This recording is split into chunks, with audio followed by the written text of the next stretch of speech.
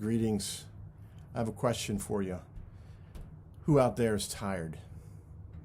Tired of virtual school, tired of masks and hand sanitizers, tired of not seeing family and friends, tired of the subtle angst that we feel because we're afraid of losing our job or even catching COVID. Maybe some of you have already kind of descended into those valleys and experienced that. Are you tired? And many of you, on top of all this, have leadership roles. Maybe you're a manager or an owner of your own business, or even a parent, and you're trying to shepherd your people through all these difficulties. You're having to reinvent yourself and your business model over and over again. As one of my interns told me once, we're trying to do all the familiar things in unfamiliar ways. And it can be harrowing. It can be exhausting. And for my colleagues in ministry, my heart especially goes out to you. You've had to shut down church and then figure out a way to reopen worship, and then maybe shut it down again. All the while, there are these experts out on the internet telling you how to leverage social media to keep your people engaged, because you better keep them engaged because you're going to lose them if you don't. It's just overwhelming to try and swim through each day and make it to the end of the day. There are times when I have been so overwhelmed, so tired, maybe even so frightened that my hands begin to shake.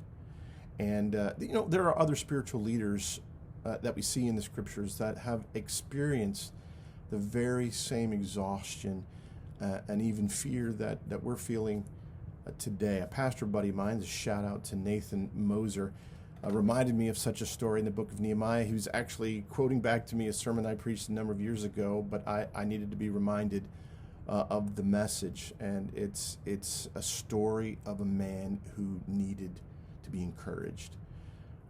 The Jewish people, just for some context, the Jewish people had been exiled into Babylon and to Persia, but now they were being sent back. And Nehemiah, a Jewish man, but he was a high-ranking official in the Persian government, embarks on this project to go back to the Promised Land, to Jerusalem, and rebuild the walls. It's an exciting project. There's a great deal of pride associated with it.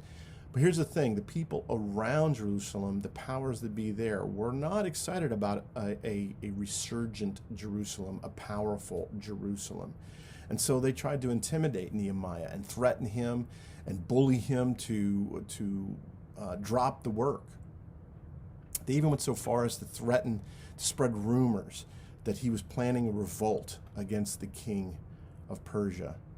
Now, if you've been at work and someone lied about you to the boss, about your intentions to subvert them, you know how intimidating that can be. Except in Nehemiah's case, he would likely lose his head as well as his job.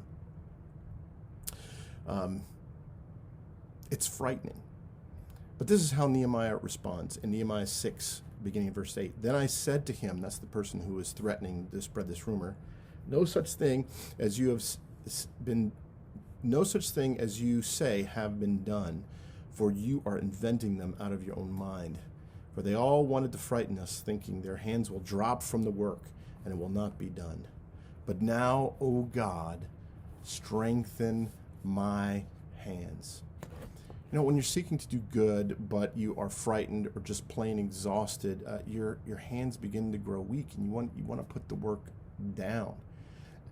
Nehemiah, in this case, he gives a very bold and strong response to the bullies, but we see in his prayer life that Nehemiah feels afraid and weak. And so he reaches out to God and he asks exactly for what he needs when he needs it. Now, O God, strengthen my hands. I want to send a word of encouragement out there to all of you shepherds and leaders and people just trying to make it through bedtime tonight. Press on. Press on. Keep doing the right thing, the good things. Keep doing what you're doing, and God is with you. So reach out to him for strength, and he will give it to you. If you're a working mom, keep loving your family. Keep being faithful at work. Do you need to make adjustments to work a little smarter? Maybe. But the mission of loving God and loving your family remain. And so I'm praying for you. Oh God, strengthen their hands. If you're out of work and you're just going crazy with kids at home doing virtual learning, keep looking for ways to provide. Keep looking for that job and keep providing a structured learning environment for your kids. Keep pressing on. I'm praying for you. Oh Lord, strengthen their hands. And if you're a pastor absolutely befuddled by what you need to do next in terms of loving your people, trying to keep Bible studies going and worship going, I would say don't try to figure out some cool strategy to wow your people. Keep doing the fundamentals to love your people well. Shepherd the flock. Press on. And God will be with you. He will strengthen you. I'm praying for you. Oh Lord, strengthen their hands. As many of you know, the Hebrew word Emmanuel means God with us. And Christmas is a powerful reminder of the fact that God came in human flesh to dwell among us, to redeem us, and remains with us by the power of his Spirit. And that Spirit is not a spirit of weakness, but of power. So reach out to God. Ask him this moment, Lord, strengthen my hands. And he will be with you. In God's providence, vaccines are on the way. I don't know everybody's perspectives on that. Some of you may not be excited about that. But it does mean that herd immunity is on the way. The light is at the end of the tunnel for the pandemic. But we're still in the midst of the tunnel right now, and it still can seem pretty dark. And again, my encouragement to you is to press on and reach out to God to strengthen your hands this day. And he will. He will. If you are needing encouragement through coaching or just some help with strategy in your life, business, your ministry, contact us at concordsolutions.org. We're ready to help you. God bless and Merry Christmas.